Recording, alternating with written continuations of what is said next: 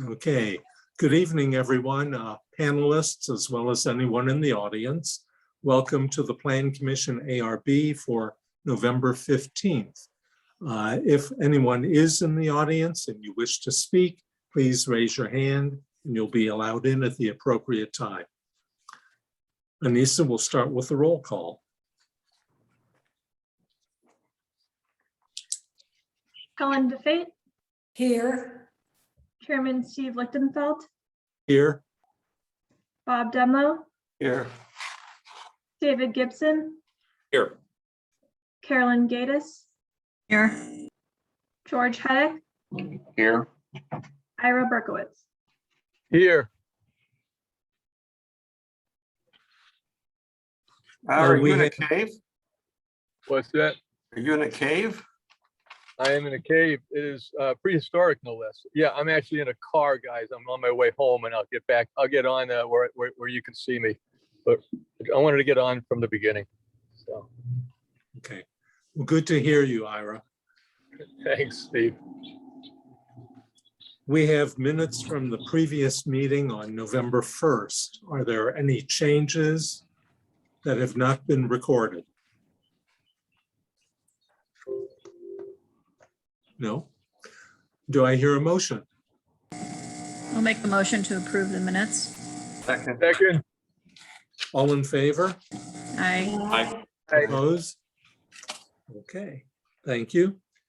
Let's move on to old business. Before we start, is Mr. Henderson in the audience? Okay, thank you, David. We'll go item number 141, South Central. Anissa? This is for the review of the design and materials associated with the proposed installation of 3 85-inch televisions for the purpose of signage. This item was first presented to the Architectural Review Board at the September 20th meeting. At that meeting, several concerns were raised regarding the proposal, including the scale of the proposed signage and potential impact on traffic. A primary concern raised at the meeting was the potential implication for the regulation of future electronic sign proposals. The city attorney noted at that meeting that there have been recent changes in case law that stipulate that signage cannot be regulated based on the content of the speech. Given this concern, the ARB elected to table the item in order for staff to conduct further research. Staff has determined that the proposed signage can proceed before the Architectural Review Board based on recent case law, which sets forth that regulations that distinguish between the placement of signs on public and private property are allowable, as are provisions that create exceptions to regulations for government speech. All proposed signage remains the same as presented to the board at their September 20th meeting. As a general refresher, the combined sign area of the 3 proposed televisions is 76.62 square feet. Staff is of the opinion that the proposed signage is compatible with the intent of code and would provide a public benefit. The importance of public information is underscored in several areas of the sign regulations. Although the signage provides a public benefit, care should be taken to minimize any nuisance lighting. It should be noted that the proposed television screens will be on at all times. Staff is of the opinion that with a few recommendations, the proposed signs meet the intent of the code and are compatible with the surrounding area. Our recommendation is to approve the request for the proposed signage with the following conditions to be addressed prior to issuance of the sign permit. First, the approval is solely for the digital signage to display government speech. No non-governmental speech may be displayed on the screens. Second, information displayed on each screen shall have a minimum duration of 30 seconds. And finally, the images on the screen shall be a static display. No portion of the image shall flash, scroll, change color, or in any manner imitate movement. That concludes my presentation. Okay, thank you. Good evening, Mr. Henderson, and welcome back. Thank you very much. Good evening to you as well. Do you have anything to add tonight to the staff report? No, other than all those conditions are 100% agreeable to us. We are more than happy to abide by all of them. Okay. I'm sure we'll have just a few questions. I don't remember if I asked when you were here in September, but are those screens canted slightly so they're not vertical to avoid any morning solar interference? Yes. Yes, I think it's a fairly slight, I think it's probably 15 degrees if I remember correctly.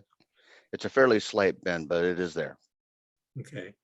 And like right now, after sunset, is there general lighting above it in the building overhang? No, the building overhang is not extend over the top of the televisions.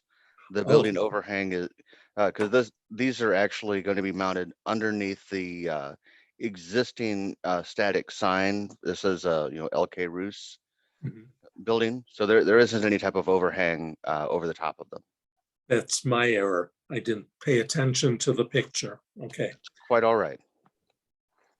Well, there is certainly ambient lighting on the street, which Yes, there will is.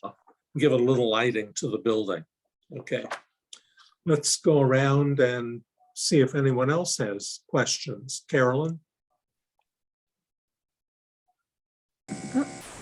Yeah, I still have a question about, I know that we need to have the signs, but I have a question about why do we need 3? So the biggest thing comes from the sheer size of some of the documents.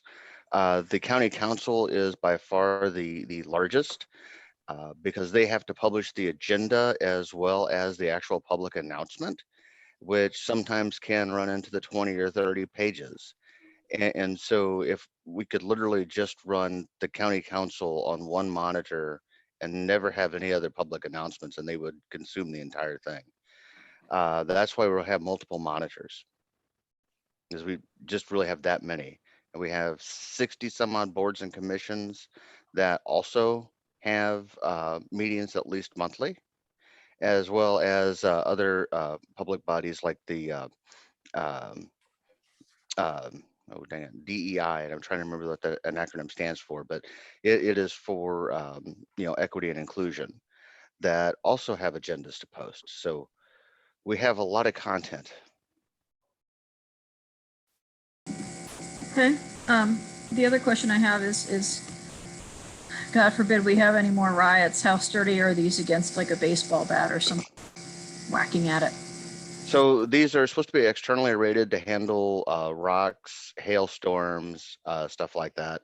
I'm not worried about baseball bats. Hopefully, if there is unrest, it doesn't come down to bullets, because this won't stop bullets. But normal wear and tear and people throwing rocks shouldn't be an issue.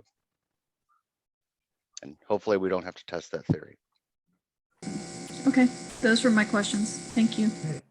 Absolutely. Bob? Nothing. Okay. George?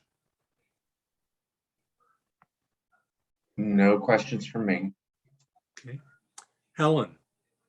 Yes, following up on Carolyn's question about the need for 3, I see where you're coming from, needing 3, but if there's an occasion where you don't need all 3, what will be on the blank screen? Or will that just be blackened out? It would just be blackened out. Okay. Because the only thing that these are for is really it's communication of public data, and there's nothing, if we don't have but the only thing I could think of that could possibly be on there other than actual public notices is, for example, on December 31st, the building is going to be open that people can pay taxes, even though the rest of the county is closed. Okay, beyond stuff like that, there's really nothing that would go on there. So if we do not have that kind of content, the TV screen will just be black. Okay. Nothing else. Okay. Ira? You're muted, Ira. Let me hear. All right, can you all see me now? Yes. All right, good, sir. So, well, I remember leaving the last meeting thinking there was another issue. That other issue I thought was whether if we allow this, would we be having to allow the same thing for other establishments like retail and other things. And I'm not sure that the staff report answers that question for me. So I wonder if So- we, Yeah, I could jump in here on this. So I did some research and it looks like we can allow things on public property for the purpose of governmental speech that we can prohibit at the same time on private property for private speech. So by referencing that this is allowed for the county's administration building only for the purpose of governmental speech, I think that we've taken care of that. okay, so this is really what got me. So what is governmental speech? I mean, does anyone here understand what that means? If we're going to hold them to doing that, is there some real definition of what governmental speech is? Because the third monitor sounds to me like they've kind of got a little bit of room to sort of do information or do other things, and I don't know what that means. So. Well, as long as it's related to the operation of the county or the county's business, as a government, then I think that fits within the definition of governmental speech. And I think that what they were talking about on that third monitor was county operations, such as the opening of the building or the closing of certain offices to conduct business with the county. And that would be governmental speech. I thought I read something about other things like other informational things. Did I read that wrong? I didn't see that, but maybe that's a question for Mr. Henderson. And those are the type of other informational things we're talking about. For example, the building will be open on December 31st. If the buildings are closed because of inclement weather, there really isn't any type of notification on the building at all that talks about whether or not county facilities are open or closed due to inclement weather. It's simply the doors are locked. There is no current method of communication around that availability of county services. Okay, so it would really only relate to the third monitor, would only relate to building hours. That's what you're telling me? No, because it's also the overflow for additional public notices. So with 80 boards, with other public commissions and the county council, we have a lot of content. What I'm saying is that the first two monitors will only handle those content, and probably the first one will only handle council. The third one will handle overflow of that and any type of public messaging around county operations that we have to do, such as the building is open on December 31st or the building is closed due to inclement weather. Okay, so overflow from the first two and then building hours issues. Correct. Okay, I have no further questions. David? I have no additional questions. Okay, Mr. Henderson, staff recommendation number 2 says that there shall be a minimum duration of 30 seconds. With all the boards and commissions that are in the county, will that be realistic? Yes, that's the other reason why to have spread it across multiple monitors. Ideally, I'd want to have a cycle time of 1 to 2 minutes per screen. So I think 30 seconds is too short. But so the longer you stretch that period of time out, the more screens you have to have in order to handle all of that content. Will the screens be changing vertically? In other words, page 1 and then page 2 comes up, or will they move from right to left or left to right? It'll be vertically. It'll be page 1, page 2. So, for example, if you're interested in the county council public notice and agenda, all you have to do is look at screen 1, and then screen 1 will scroll page 1, page 2, page 3.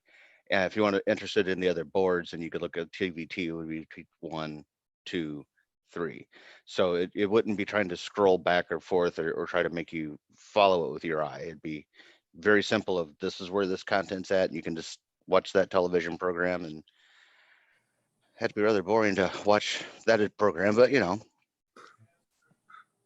Yeah, okay, thank you. Certainly. David, does anyone have their hand up in the audience? No, sir. No. Okay. Any further comments before we go to a vote? Yeah, I have another question. Carol. Where else have you done this for different cities like Clayton, in the country or locally? Where else have we done this? Or other entities? So this is the first time that we have done this externally on a building. We're planning to hopefully do the same thing up in Northwest Crossing at that government facility. Right now, St. Louis County government's debating on whether or not to merge West County and South County Government Center into a single location, and I wouldn't want to make an investment there until they make a decision. But really, we're since I work for St. Louis County government, I haven't done this anywhere outside of here. Lots of cities have done this. I think Memphis has done this. San Francisco has done this, and King County has done this that I know that I know of. But yeah, this is the first time in St. Louis County. I have one more question too, Steve. Mhm. So, I mean, I read recently about the fact that you are looking at changing operations or moving operations from here, from the city of Clayton to other areas and all that. Is that true? So what is being looked at right now is what to do with the building itself. Okay. The actual admin building as it stands today either has to be completely gutted and refitted because it does not pass the Clayton ordinances on sprinklers, or we have to replace that building with, well, maybe potentially a smaller building that houses the county council and county executive and move operations to a different building inside of Clayton or a building outside of Clayton. All of that is still an exploration as they try to figure out what to do with it. But that is coming up because I think we have until the end of 2027 to either make the existing building match Clayton codes or tear it down and replace it. So, but as I said, as of right now, no decisions have been made. All the options are basically it's being put on the table, and our Department of Public Works is exploring the options. One thing I will tell you is that there will always be a county building on the current facility. Because the actual the power and HVAC that run the courts building, the jail, and police headquarters all actually sit one floor beneath my office, and that is not replaceable. So it's there will always be a county facility there. What they're trying to determine is whether or not it'll be the same size and scope as it is now or different, and I don't know the answer yet, and we won't know for a year or so probably. Ira, did that answer it? Yes, and I appreciate the answer. I appreciate him being forthcoming about it. Thank you. No, certainly, and it's all public information. It's it's all sunshineable, so there's no reason not to tell you. I agree. No, I totally agree. Any other comments? And Mr. Henderson, you said you agree with all three of the staff recommendations? Absolutely. Okay. Do we have a motion? Excuse my computer noise, but I'll make a motion to approve with the 3 staff recommendations. Second. All in favor? Aye. Opposed? Okay. Well, thank you for coming back. And when will we see the screens in place? They will be in place. My hope is in between Christmas and New Year's. Okay. Well, good luck with it. Hope it all works out, and we'll be watching. Excellent. Thank you all very much. I appreciate you guys having me twice, and the conversation, and of course for approving it. So thank you very much. Okay, thank you. I notice in the audience Patty DeForest is there. Patty, would you like to step in and say anything?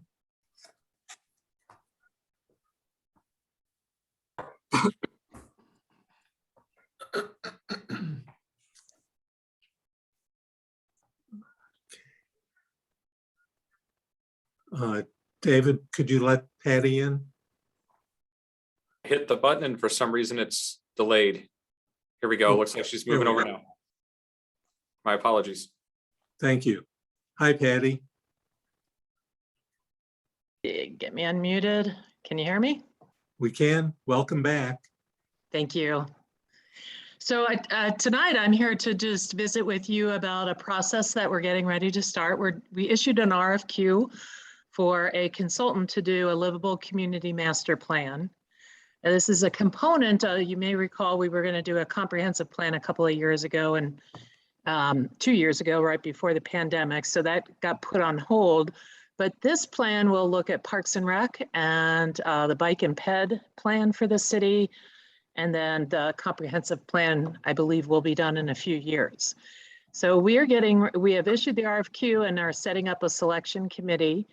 And I had mentioned to Susan and Steve that we would love to have somebody from your group sit in on that selection team and review the submittals and help make a selection. So I'm here tonight to ask for a volunteer. And I think, yeah, I think Steve has some ideas. Go ahead, Steve. I see one hand raising, and Carolyn, of course, is a landscape architect. Oh, nice. And for some reason, I guess she would like to volunteer. I would like to volunteer. I'm also a certified arborist, so that might help a little bit too. Great, great. If you already have somebody in mind, I don't want to step on any toes though, so. Well, we had everyone on the Plan Commission in mind, but we have a volunteer, so I think we're ready to go. Okay. So Carolina, I'll reach out. The submittals are due this Thursday, and then we'll give you a couple of weeks to review them, join together and select some to shortlist and do some interviews. So I'll get all that information to you tomorrow. Sounds great. I'd love to. Thank you for volunteering. And Sure. I'll see you again soon. Definitely. Thanks, Thanks, Steve. Patty. All right. Thanks, Patty. Nice to see all of you. Okay, were there any other hands raised? Where'd you go? There you are, David. No, sir. Okay, well then we've finished our old business and a visit with Patty. We have one other item, and that's about Article 1, the Land Use Code General Provisions. And Bob, I know you were signed up for this. Are you ready for it? I can handle it. Okay. And I got Anissa to help me with a couple of documents when I go. Article 1 is a very short section of the zoning ordinance, and its sole purpose is to justify our existence. It's the purpose for why we are here, and it allows us to step back for a second to make sure when we hammer in the nails, cross the T's, dot the I's, and reviewing matters, that we are consistent with our purpose. You know, I've been an eminent domain attorney for 40 years, and my sole purpose is getting involved in fights between government and private property. You know, excessive regulation, the formal process of eminent domain, inverse condemnation, regulatory takings. With zoning here, it is, you know, when you look at zoning, it's more a response in my book to urbanization, to people living next to each other as opposed to farm life. How do you regulate nuisances when it started out? How do you protect the homeowners from having a factory next to them? And how do you preserve the value of their homes? This is the this section is where it tells us you don't need a Bible, you just read this section. This is what Steve reads every night after dinner, I am sure, to remind him as to the purpose of this. If you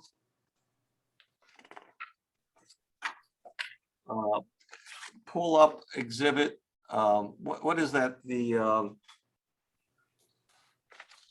The article, the purpose section 405.040. There's just two sections I'm going to deal with. Anissa, can you pull that up? Is the purpose and the zoning map. Those are the two key items in this. So let's start with the purpose. Can everyone see the screen here? There's the purpose Yes. right there. Okay. Okay, instead of reading that for 1 second, can you put up the map for 1 second? I just want to explain one Yep. thing before we go to talking about this. Okay, is everyone seeing the map? Map, I don't see it. No, Okay. Yes, is the map up? No, no, Okay. No. Sorry, I don't screen share a lot, so when I flip between the screens, I'm a little, well, I thought you'd be A little. practicing this all week. but there we go. I think I got it. Is it there? Thank you, thank you. Okay. This is a zoning map for the city of Clayton. And we have what's called a flat zoning system. That is, one use is separate from another use. And you're not going to generally have commercial in a residential area. You're not going to, and vice versa. And this is a lot different than some other zoning systems we used to have called like pyramid systems, where if you figure out there's residential on top, commercial in the middle of the pyramid, and industrial in the bottom, you could put residential and commercial and industrial. And then when you get to the middle of the pyramid, you could only put commercial and industrial. And then when you get to industrial, that can't go in any other districts. And then there's a more recent kind called form-based zoning, which is really picking up a lot of steam, especially in academics right now, where instead of talking about the use, you talk about the physical form. For example, instead of building a 6-story building, maybe for walkability, maybe for human scale, maybe allows better mixed use, we do 3-story buildings instead of one tall, great big building. And I don't follow it very much. Probably David could get into it more at some time, but this is a growing concept. The other thing before we start talking about purpose, from my many years of experience, I think it's important to remember that this is a fully developed city. This isn't like all the battles I was in where, like in West County or in St. Charles, there's still a lot of farm, and the farm is being land banked under the guise of non-urban zoning. And the question is, a guy says, I want commercial. And then somebody else says, the city says, no, it's going to be residential. And then what happens is the developer says, wait a minute, you're going to cost me a lot of money by not allowing me to do commercial. And the point is, zoning affects value. It also protects value by keeping nuisances away from you, but it also affects value. And sometimes, you know, we have a right as a city to diminish the value of properties. That's just part of living in a city. There are thresholds when you completely destroy the value, but we have to keep in mind as a job to protect the public that our decisions are going to affect value one way or another. That's not maybe the basis of our decision, but that's a reality. It could be a reality when homeowners come to us and we want to insist that they build the Taj Mahal instead of a, you know, 2-bedroom unit or whatever. Or I remember having ladies, one widow divorcee says, I can't afford the changes that we're recommending. And I'm not saying that means we shouldn't do it, because that's not our job. I think it means we need to keep that in mind. because it is so easy for us to spend other people's money. I remember being in meetings over the years where the developer would say to me, you know, I just can't afford what they want me to do. And our response may be, well, that's the cost of doing business. Maybe you shouldn't be here at the table. Okay. Let's go to the purpose of why we exist.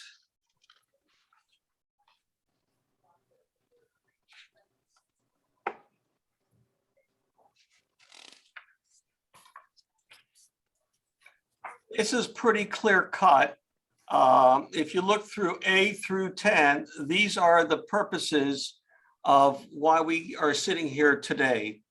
A is just general boilerplate to promote and protect the public health, safety, and general welfare of our residents today and our future residents tomorrow. That doesn't give us anything specific, but the overall feel. When you get to 1, dividing the city into districts, that's what we do right now. Here is a residential for small homes. Here's a residential for bigger homes. And here's the commercial. And then that's all that is. But I want to go back to A, and that the zoning must be in conformity with the comprehensive plan. The comprehensive plan is the big picture. This is our future roadmap of how we see the city. And the zoning is a tool to execute to get the comprehensive plan into effect. In years past, there was a lot of litigation on zoning not being compatible with comprehensive plans, especially when we talked about tax increment financing. And there was a lot of litigation for several years involving those 3 components. Let's see. Number 2, controlling and regulating growth and development to ensure adequate transportation, parking, utility services, and other public requirements. We do this pretty well right now. We don't want to overburden the public roads. We have studies done. We obsess about water runoff, and we want to make sure it's all everybody's being protected, and just a couple of things like that. Number 3 is providing standards for lot size, building height, density, and setbacks. We talk about that on plans all the time to assure compatibility of properties within a district and the regulated growth. And you know, this is, so, you know, if you go in suburbia, they look like cookie cutters, right? You could take that compatibility and all you have is everything looks identical to the next house. Clayton is fully developed. And so we try to keep the setback lines. We try to continue to keep a similar feel. We're concerned about keeping the density within that district, maybe pretty similar. And that's what that's about. Next one, 4, providing adequate open space for privacy, light, air, and green space. That goes without saying. We worry about that, and we've talked about that. And then number 5, providing protection against fire, flood, and other dangers. You could see this on a big scale. If you go to Brentwood, they are doing a giant flood protection plan south of Manchester between Henley and Brentwood. If you drive along Manchester, look to the south, it is like half of Brentwood is has been turned over. And there is so much flooding that comes from the surrounding communities, including Clayton, that pour into here, this low spot, that what they did was they condemned all the land and they rezoned it. And they changed the zoning. They took out the factories. They took out the office warehouses, and many, you know, hundreds of acres, I assume, are here. And the zoning was used to control the uses to which they're going to put it to today and tomorrow, for the purpose of of protecting flooding here.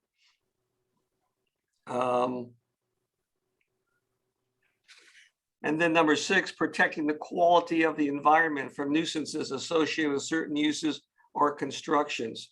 You know, nobody wants a salvage yard next to them.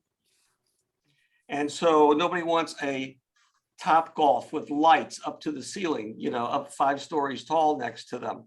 And so our job is to make sure that these nuisances don't come about. And in small ways we see it, we don't want too much encroachment on the setback lines or air conditioner units or whatever, or bright lights or something like that. Number 7, providing overlay zones to encourage desirable commercial development. That's what the downtown overlays are all about. It gives us more, you know, an overlay is just another layer of zoning over the existing zoning, and it gives us, we hope, flexibility, a little more diversity of uses, maybe a little more, instead of a cookie cutter, more mixed use. And number 8, providing for increased regulation of uses and flexibility of certain requirements through the conditional use permit and PUDs, planned unit development provisions. Again, you know, like PUDs, they allow us to be more creative. They allow us to go do more horse trading with the developer instead of the fixed setbacks, the fixed uses. And in this day and age, we see it being used more and more in Clayton, and it can do wonders for us. Number 9, conserving and enhancing the value of property. Well, that goes without saying, but it's a double-edged sword. You know, what we always hear is not in my backyard. I want to have neighbors like me. I want to have nice homes. I don't want a 2-family by me. I don't want a 4-family, even if you put it in the same lot. You know, form zoning could end up doing this, where if I could fit 3 units on a lot next to me, but it may depreciate the value of my home, or if I, is that something that we should allow? In Clayton, most of the lot, we don't have lots being demolished, homes being demolished. We're pretty fully developed, but if you go in other communities, you will see fights every so often where somebody wants to put a special needs home and they want to maybe do some new construction. It's not really intact with the look of the homes next door. It's going to have some multiple units in it, and and generally the existing people say not in my backyard. And here in Clayton, you know, we are already fully built. So the homeowners next to me have a similar home to me, and that protects my value. No issue about it. Number 10, protecting residential, commercial, and industrial areas from harmful encroachment of incompatible uses. You know, if you go in Old St. Louis, you'll still see like small manufacturing plants in a residential neighborhood, either on the corner or next door. You'll see a few of those. Those days are long gone, since economics requires much larger sites for commercial uses traditionally. And the truth is, we still perceive non-residential uses, generally speaking, as a nuisance if they're on my block. And so the way we have the zoning map, we still segregate the uses to a large extent. Residential of certain sizes sticks with residential of a different size. And which brings me to this point. You know, in Clayton, the size of the zoning district matters. For example, in Hampton Park in Brentmore, you could walk to Caldy's where there are apartments, and you could walk to smaller homes, all in walking distance. You go to West County and you will have endless areas of residential homes where one economic class of homes will go for a long time, and then you may see another area miles away. You'll see commercial far away. Nothing is in walking distance. There are no proximity of different economic classes. There's no proximity of uses. And the size of zoning districts matters. And here in Clayton, we're very fortunate. We're a small city. If I want to go get a coffee, I can walk somewhere very easy. If I want to go downtown Clayton, it's not far. A lot of people can walk there. So there's an easy access of one economic class to another, although we do not have low-income housing here. It's easy access from residential to commercial in Clayton because the zoning districts are relatively small. Which brings me to the map. Can you bring on the map?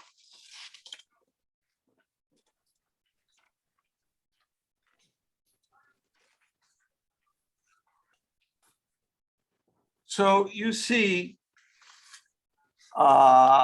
commercial isn't just commercial, it's C1, C2. Residential comes in a lot of flavors. You have special development district, downtown overlays, urban design district, and they're color coded. And this is universal the way we do this. For example, neighborhood commercial district is that light pink. And before I say it, can you point to, it's hard to read. Can you point to Shaw Park and these, let's just get some bearings real quick. I saw an arrow somewhere. There is Shaw Park on the left side. Can you show them Forest Park? Oh, Forest Park Expressway right along here. My finger doesn't do anything. There is, can you run your marker up and down along Forest Park Express so they can see what's moving? There you go. And now can you move back just a little bit, zoom out? Can we see Hanley Road?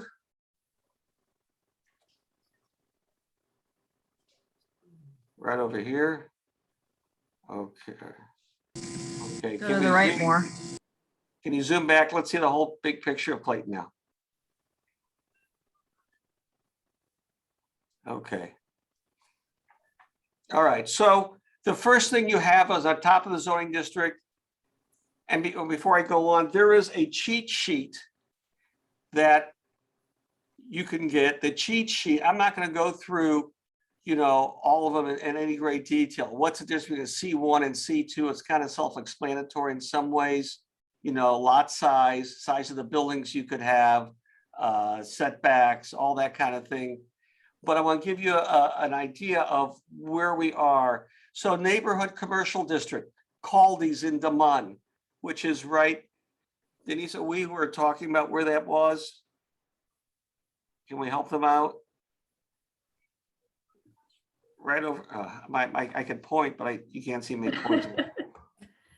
Yeah, so we have a few areas of neighborhood commercial, so I'll just kind of zoom to the different areas. And sorry, these are like more legal uses. So we have some over here, as well as along the southern boundary. I mean, I expect you tomorrow when you go to your coffee place or something, you're going to say, oh, this is a C1 I'm at. Okay. Anissa, this is going to drive us all crazy. I think you're better off just keeping the map. Okay. Okay. That's fine. Okay. The light pink is your neighborhood commercial district. And then you get to like the Walgreens on Clayton Road, a C2, a general commercial district. And that Clayton Road is all the way at the bottom of the sheet right here. And you could see what is the seat is a what do you call it, rows? You can almost see there's Shaw Park, right on top of Shaw Park, some uses.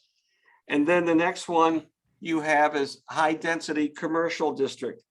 And there, that's the purple. There you're in downtown Clayton there. And then you got the PUD. Surprisingly, I didn't realize this, how few PUDs we have. The the light blue, Forsyth Point, I believe is a PUD.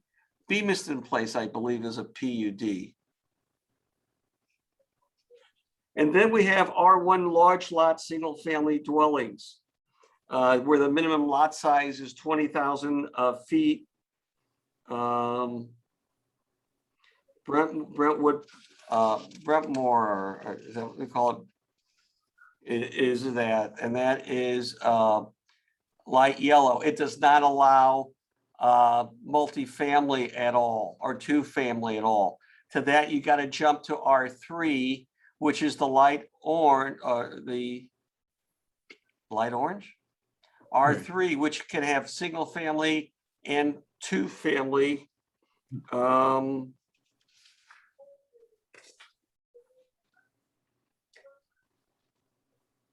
And it has lot area sizes, 5,000 square feet, or per dwelling unit, 5,000 for single family, 2,500 per unit if it's a duplex. And then we go to R4.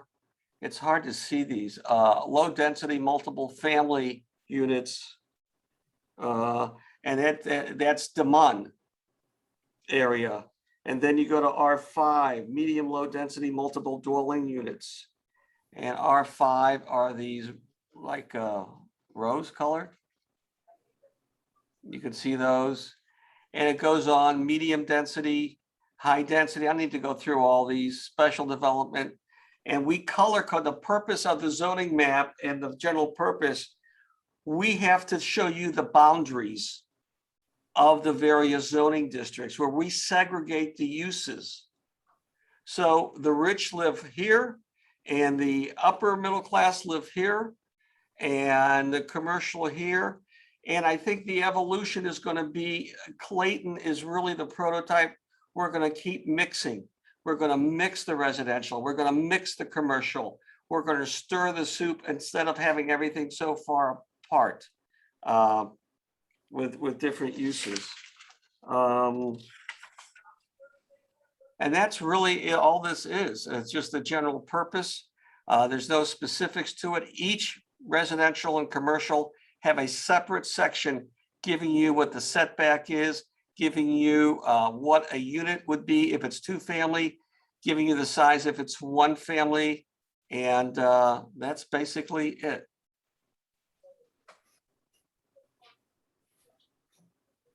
Any questions?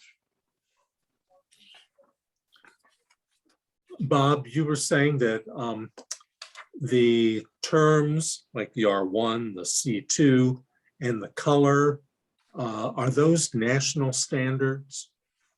Will we find the same terms and colors elsewhere? Great question. I don't know. I do know in my years of experience, I see the same letters and numbers everywhere. But that doesn't mean they have the same definitions. I assume they do not necessarily. David, Anissa, do you know? Yeah, so the colors generally are the same from city to city. I mean, different shades of red, at least in my experience, are commercial. A lot of cities use a similar numbering format, with the smaller numerical values being larger residential districts in terms of square footage. And then as you move up, so from R1 through R7, you get to a higher density. But yeah, that's been my experience. If David or Susan has any other input.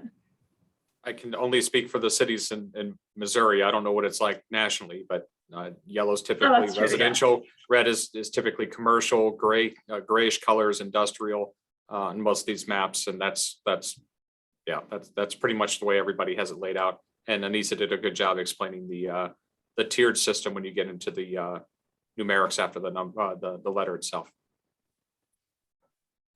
Yeah, you know, in other countries, the national government has a lot of control over zoning, whereas in the United States, the cities have enabling ordinances, enabling statutes from the state, and they carry the football and they call the shots.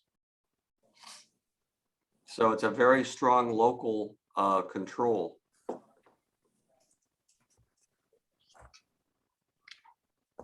Any other questions? Yeah, I just wanted to ask Bob, yeah, you have a ton of experience in land use and dealing with governments. And I am personally familiar with that over the years. You built a great practice in that area. And we're known as the expert, without a doubt, the absolute expert in condemnation. So, but you made a mention here today about the various, upper class, upper middle class, upper this, and Clayton does tend to be somewhat segregated in that respect. And it was done intentionally, if I recall, if I read my history right, that those who developed these neighborhoods purposely developed some with, houses smaller, closer together, some with larger lots and so on, small, and then smaller than the largest. But I was really taken with your comment about the fact that there's a way maybe to change that dynamic.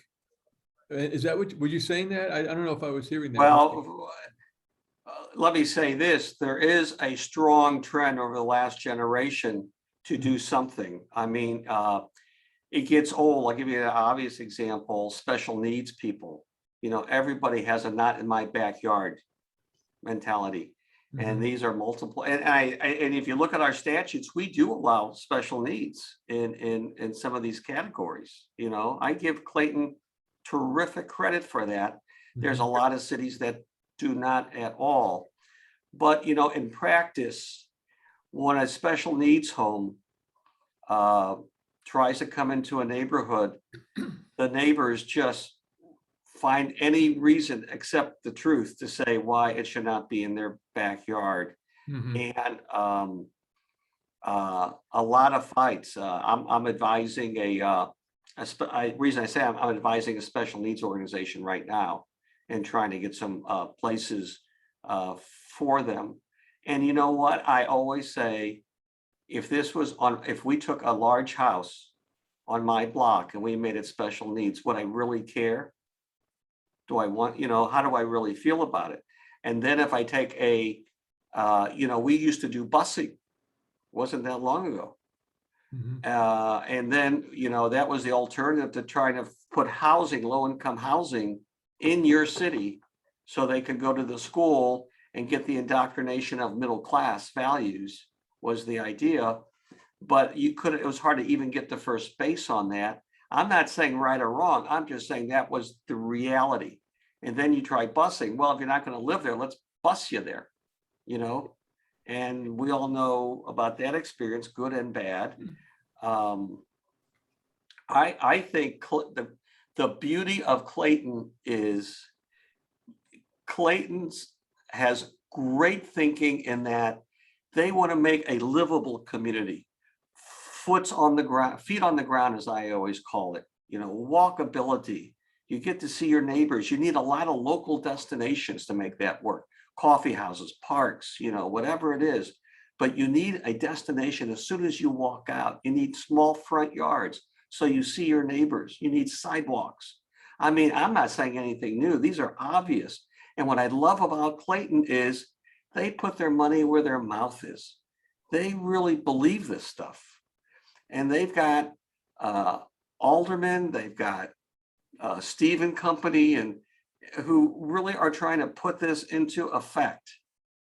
And like how we're struggling with the entertainment district. What do you do with the sidewalks? Do we take out that parking, and just say, okay, we'll put more tables there and some more entertainment and leave the sidewalk there and move on with life? We're struggling with it because we want to make it work. We are bringing residential people. We've got a zoning overlay that says, let's stir the pot.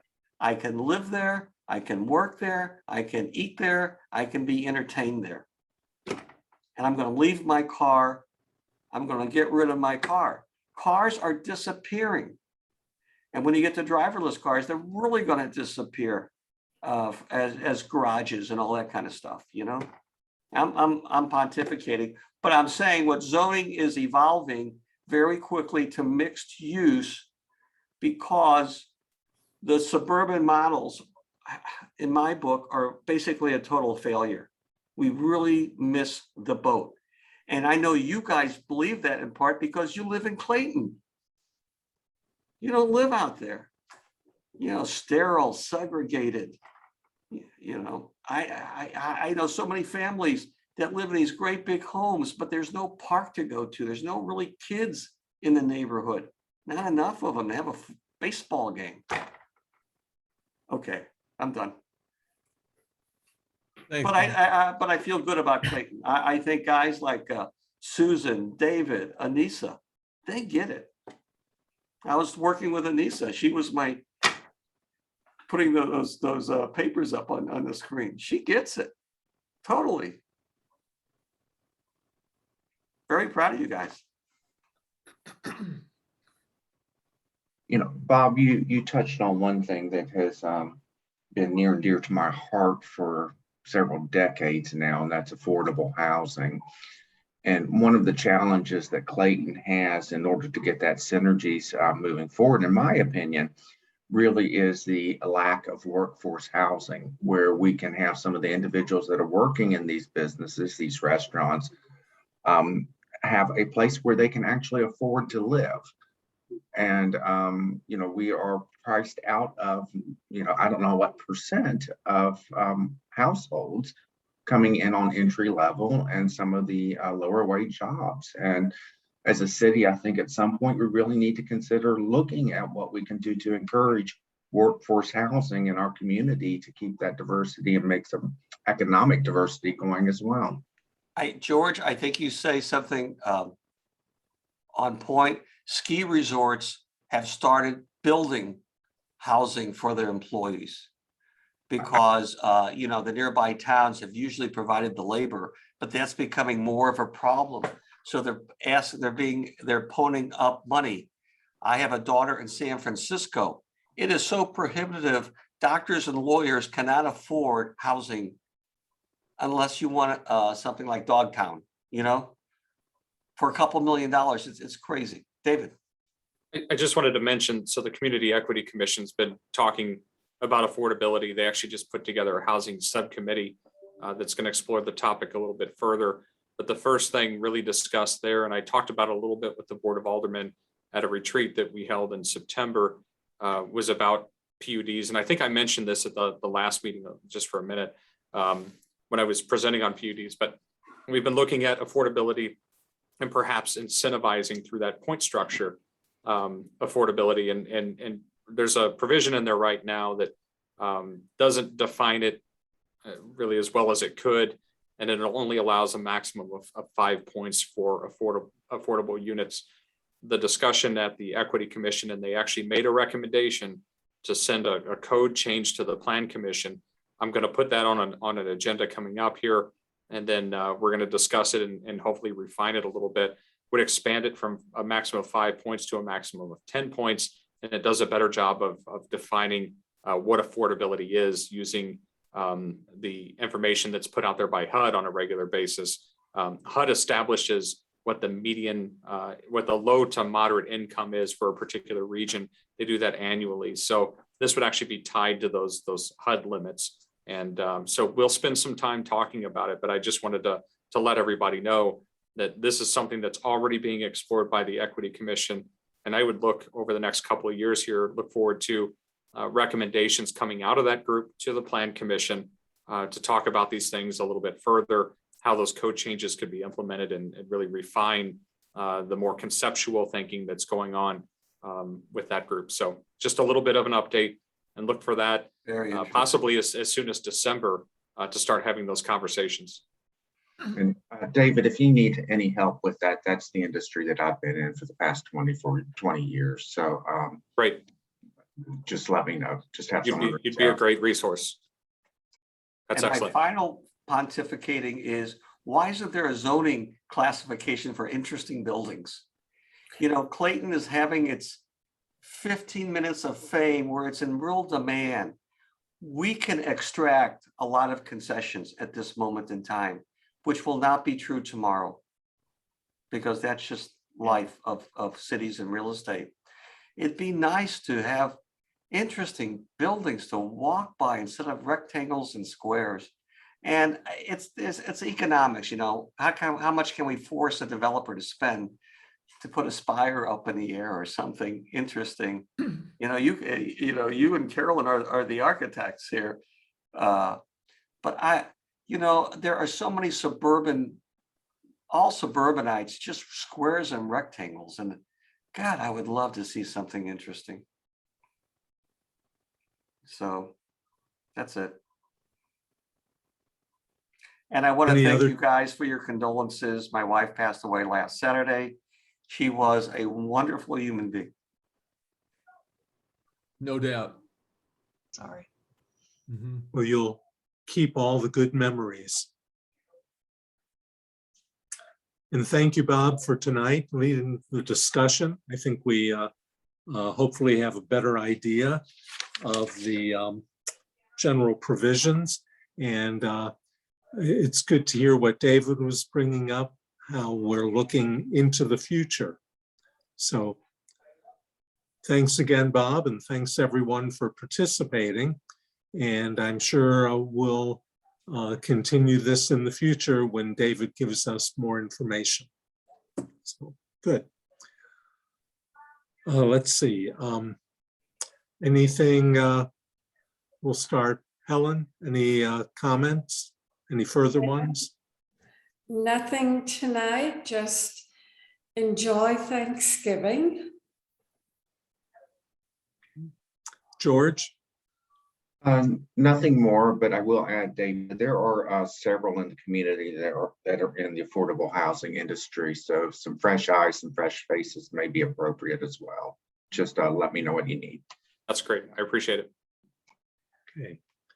Bob, anything further? No, thank you. Carolyn? Just condolences to Bob and great presentation. Really enjoyed it. And to all of you, a happy Thanksgiving, of course. Ira? No, the same here. Condolences, Bob. And everybody, have a good Thanksgiving. And anyway, nice presentation, Bob. Thanks for that. Appreciate it. David? Nothing new to add. Happy Thanksgiving. Certainly my condolences, Bob. And I talked about the affordable housing change for the PUD ordinance that will be coming forward. So I think I covered it there. Okay. Susan? My condolences as well, Bob. I'm very sorry for your loss. My screen is frozen, so I hope you guys can hear me. Anybody? Yes, we can hear you. You're still moving on ours too. Everybody's frozen, so. You're not. Oh, okay, good. All right, so very quickly, H3 and H3 Design Studios and the steering committee met for our final question regarding the Bill 2 line setbacks for the downtown overlay district standards. And also, I was just going to send you a brief email, so I won't elaborate here, but I'll send you an email. I'll tell you what they decided upon. Basically, they decided to keep it as it was previously drafted. And then I'll have a better idea of a schedule to send to you as well, because you'll need to hear it again. And then it'll move forward to the Board of Aldermen for final approval. That's all I have. Okay. Anissa? On the subject of holidays, February's meeting, we had it scheduled for the 22nd. That conflicts with the Board of Aldermen meeting. We're closed on the 21st for President's Day. So I was proposing the 23rd, a Wednesday, for that meeting. Just wanted to gauge availability and see what people thought about that date. I'm okay with it. Okay. Any All right. concerns about the Wednesday, February 23rd meeting? No. No. Anissa, will you update the 2022 schedule? Yes. Mhm. Okay. I'll have it updated on the schedule and the city's calendar as well. Other than that, I don't have someone picked out for next meeting yet. I'm thinking Helen or Steve, just depending on what we have coming up. So I'll reach out to you and let you know. Okay. Okay, sounds good. David? Mr. Chair, my apologies. I did forget one other item. At the last Board of Aldermen meeting, we had a discussion about the city's entertainment district and expanding those boundaries.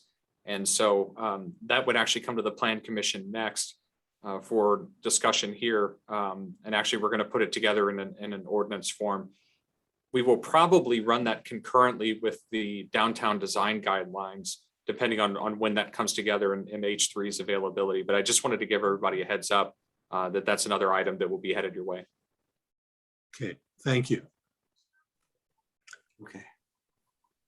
Mm-hmm. Anissa, was there anything else, or do you have any idea what December 6th will be bringing?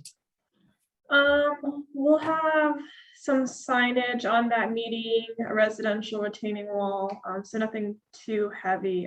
The signage is for CVS Pharmacy. They're doing a revamp of their existing signage. Okay. Well, if that's, I think we've gone through everybody. So again, we'll look forward to seeing everyone on December 6th. Enjoy Thanksgiving and the few days off. And again, Bob, our condolences to you. And thank you very much for your leadership tonight in the discussion. So we'll see you in a couple weeks. Okay, bye-bye. Bye. Thank you. Good Take night. care, everyone. Everyone.